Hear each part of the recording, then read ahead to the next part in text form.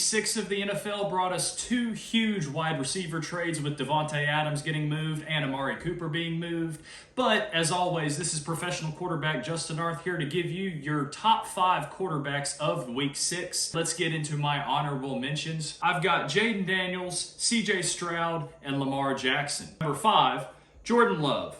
Jordan Love had a 119.5 QBR, 22 of 32 for 258 yards and 4 touchdowns with an interception and additional 13 yards added on the ground. Rust from missing time from the injury is finally shaken off for Jordan Love, as last week he was kind of trying to get the flow of the game. The Packers have been a middle-of-the-road red zone scoring team if you look at the statistics. Jordan Love converted consistently in the red zone this game. He looked more explosive and more confident in his play. He made plenty of plays downfield, and even if a few of them were more luck than skill, he still made the play and was still making things happen for this Green Bay Packers team. Number 4, Josh Allen. On Monday night, Josh Allen had a 127.9 QBR, 19 to 25 for 215 yards, 2 touchdowns with an additional 9 carries for 18 yards and a quarterback sneak touchdown on the ground.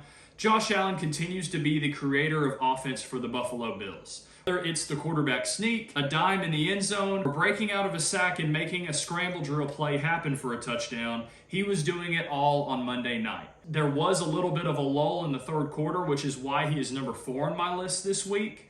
But when the Bills needed it, he delivered what should have been a game-winning touchdown dime. Josh Allen is playing out of his mind, and now with the addition of Amari Cooper, I'm excited to see what Josh Allen is going to do Week 7 and beyond. Number 3, Caleb Williams. Caleb Williams had a 124.3 QBR, 23 of 29 for 226 yards, 4 touchdowns, and the unfortunate interception, with an additional 56 yards on 4 carries on the ground. If we forget the first quarter and the interception that happened early in the second quarter, Caleb Williams looked like the playmaker that we had all been enamored by in the draft. You can clearly see him working through progressions a lot better now. He's throwing the ball on a line down the field, especially with working the seams. And he made several plays in the run game. Like I said, 56 yards rushing on 4 carries. And this is another huge week of progression for Caleb Williams. I am impressed because I wasn't very high on Caleb, but I'll say I was wrong. If Caleb continues to play like this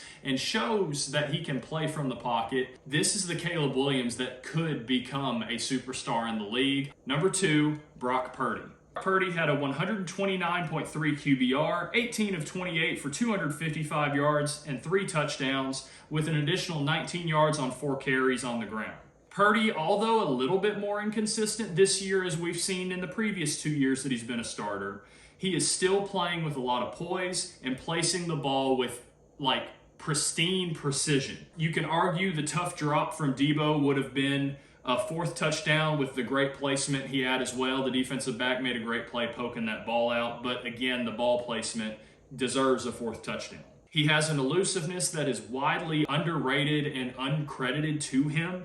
He made plenty of huge plays in evading rushes, and with some that resulted in a throwaway. The plays that Brock Purdy is making are showing week in, week out he's a gamer, he's a playmaker, and not just someone who just pulls the trigger on what Kyle Shanahan draws up. He does that, and he can play within the offense, but when he has to, he's making amazing play after amazing play. Number 1, for another time this season, Jared Goff. Jared Goff had a perfect 153.8 QBR, 18 to 25 for 315 yards and 3 touchdowns. The second perfect passer rating of the 2024 season belongs to Jared Goff. This is the second 140-plus QBR week in 3 weeks for Jared Goff.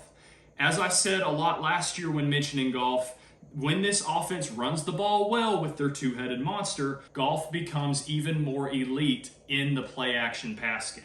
There is a lot of life in the offense when this play-action game comes to life, and that is because of what Jared Goff is doing with his play-action fakes. You can clearly see him progress through reads, and he took care of the football, but also drove the ball down the field at a fairly high clip to make huge plays whenever he was needed.